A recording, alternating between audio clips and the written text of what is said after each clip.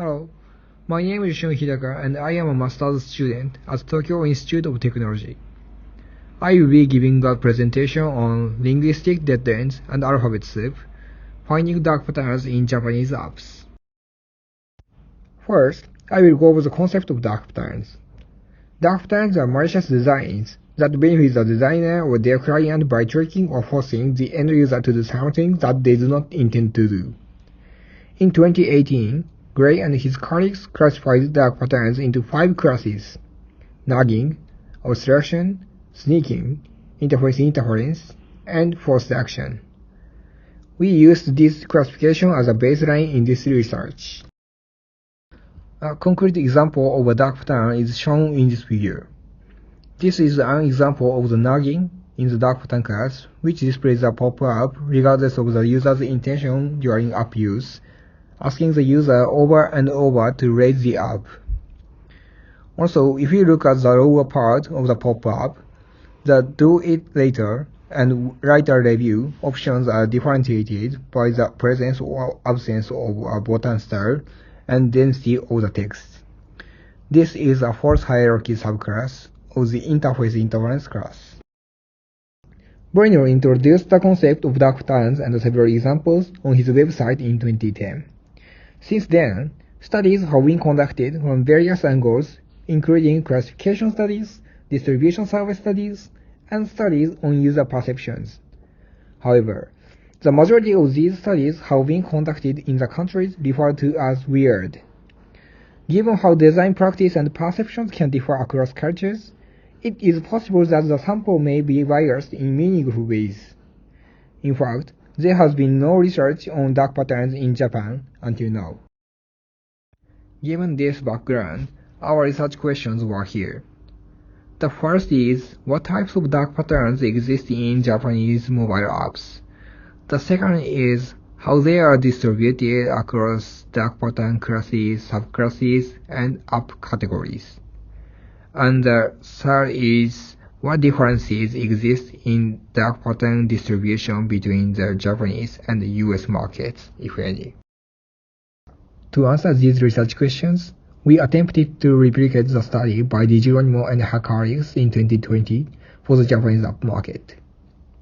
This involves 3 basic steps: selecting apps for analysis, recording use of these apps, and classifying dark patterns based on observations of the recorded screens. First, we selected the 25 top-ranking apps from each of the 8 app categories on Google Play. Apps that could not be downloaded were already selected in other app categories, or could not perform the specified operations of the following screen recording process were excluded. For the classification process, pairs of researchers viewed and classified the recorded apps together. Classifications were discussed to determine whether the design was a dark pattern or not. When consensus couldn't be reached, a majority decision was made based on the fourth researcher's opinion. We conducted the analysis in pairs rather than alone to avoid dark pattern blindness, due to the nature of dark patterns as deceptive and cleverly contrived by the designer. As in the study by Digeronimo and her colleagues, 5 dark pattern classes identified by Gray and his colleagues were used in this study. In addition to this, a new class was found in this study. A total of 23 specific dark pattern cases were found, where a case is a notable instantiation of a dark pattern subclass based on its collection of features. This table summarizes the dark pattern cases we discovered. The second case in the table is the example from the beginning on the nagging and pop-up dark pattern. Now I'll go over the results. First, in addition to the known classes, we found a new dark pattern class, Linguistic Dead-End, and its subclasses, Untranslation and Alphabet Soup.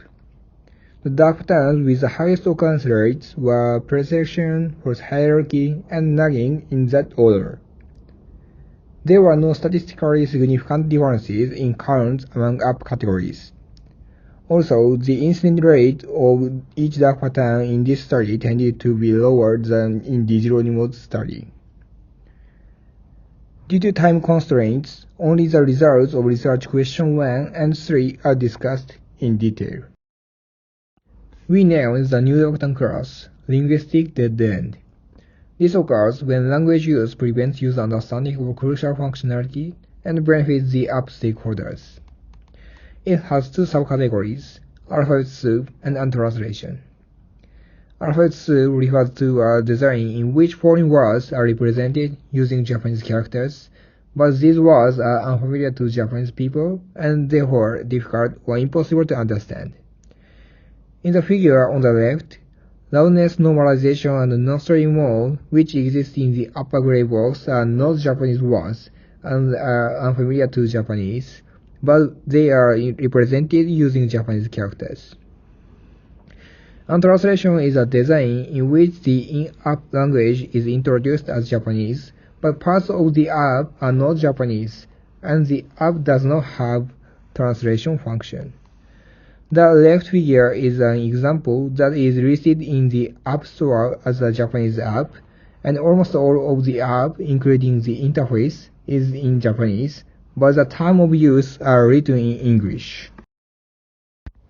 One possible reason why this dark pattern was found in Japan is that research on dark patterns has been biased towards the West and the global English language context. We also found that linguistic dead-ends tended to be less common in categories in which apps were made by Japanese companies for the local audience.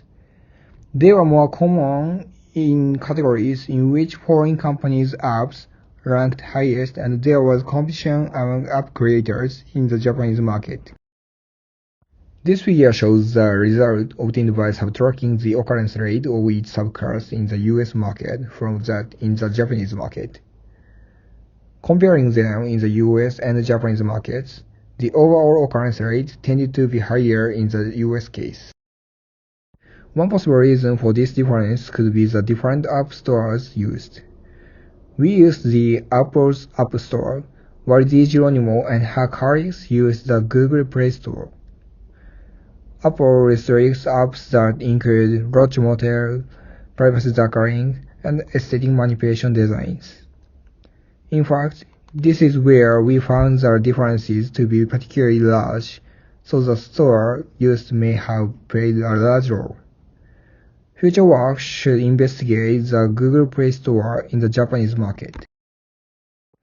Although this study was limited to the Japanese market, similar dark pattern designs could be found in other countries. Although it was not possible to conduct this research because it didn't pass our institute's ethical review, it would be meaningful as a future research theme to examine how users are influenced by dark pattern using actual corporate websites, and to conduct an interview-based research of corporations regarding their perception of dark pattern designs on their websites, and the expected and actual benefits of such a design. Finally, to summarize this study, compared to studies conducted in weird countries, the first dark pattern study was conducted in Japanese market, a non-weird country, and found a dark pattern design that had not been previously identified. This highlights the issue of sample bias, which has been a problem throughout the HCI in recent years, and suggests that dark pattern studies should be conducted in non-weird countries with cultural, linguistic, and regulatory differences from weird countries in the future. Thank you for listening to my presentation. These are the references.